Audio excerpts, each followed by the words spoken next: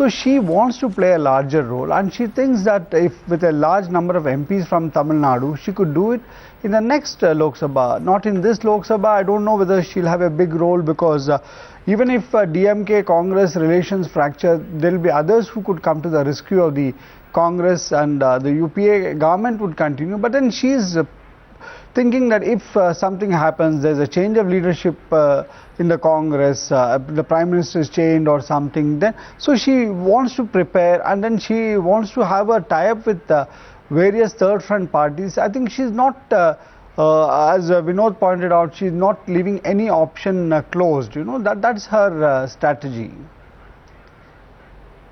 Vinod Mehta, do you think Jayalalithaa has national political ambitions for herself?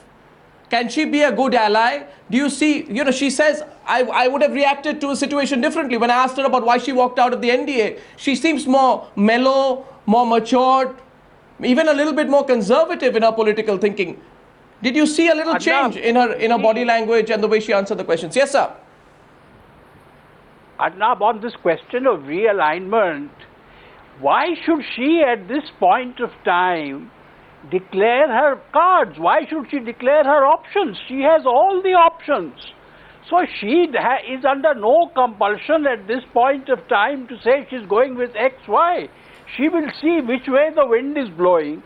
She will see which is the winning side and align with the winning side. If she finds that there is no winning side and if the situation is uncertain, she can even go it alone in the general election. So her strategy, as she explained, is very flexible, very pragmatic. She wants to keep good relations with New Delhi. Therefore, she has made this statement to you that the Prime Minister should not be under the Lokpal. She will keep New Delhi happy, but she will not declare which is her preferred option. She will wait to see which way the wind is blowing for the general election and accordingly decide. She wants to be with the winning side. She doesn't want to be with the losing side. And therefore, she's under no compulsion to say today that I will go with X or I will go with Y. She's keeping every ball up in the air, which is the right thing to do. Well, Mr. Prasad, can the BJP share space with Jayalalithaa at the national level if required? Well, no, this is entirely an academic question. As I said, we have worked in alliance earlier. There is a convergence of the BJP's and Madam Jayalalitha's view on the whole range of issues, including of national security, including of a strong central government. But as far as the extent of alliance is concerned, that question is purely academic today. Obviously, there has to be a decision by Madam Jayalalithaa depending upon the situation as it emerges. There has to be a decision by the BJP. But having said that, one thing I must say, that with kind of astounding victory which she has registered, certainly she is destined to play a major role in the polity of the country. And that ought to be welcome. If India is going for a coalition government, important state leaders having extraordinary mass support, their voice need to be heard, particularly in the context of I would say weakening of federal structure under the UPA, as we have seen in case of discrimination of many state governments. As far as Manish Tiwari's observation is concerned, certainly we are not discussing foreign policy here. We can await it for a different segment altogether. But one thing I must say, now he talked about the nuclear deal. In the national NSG group, nuclear supply group, we have not been able to get a clean waiver in spite of Government of India's clear assurance to the contrary inside and outside the parliament. If that is an achievement of the foreign policy, good luck to them. We'll give another time for that, but Manish Tiwari, is the real problem that the Congress party is not willing to cede space to major players at the state level? That presently the Congress leadership would rather work with a weakened ally at the state level who gives you more space than work with a stronger ally at the state level who doesn't give you much space at the state level? I mean, is that the real problem, that you're not willing to cede space to important regional parties, Mr. Tiwari?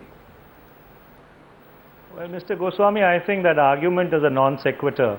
And the reason I say that is because in West Bengal also there has been a thumping victory for the Trinamool Congress alliance. After 34 years, you've had the left front getting kicked out of West Bengal. In Assam, there has been a thumping victory for the Congress. It's been a hat trick. The Congress has come back on its own steam for the third time. In Kerala, the Congress party has formed government. So therefore, I think, aren't we a little overhyping this whole thing about a chief minister who has won an election in a kind of a cyclical fashion, which is something which is very, very peculiar to the politics of Tamil Nadu? Are we giving it a little too much of attention that then it deserves?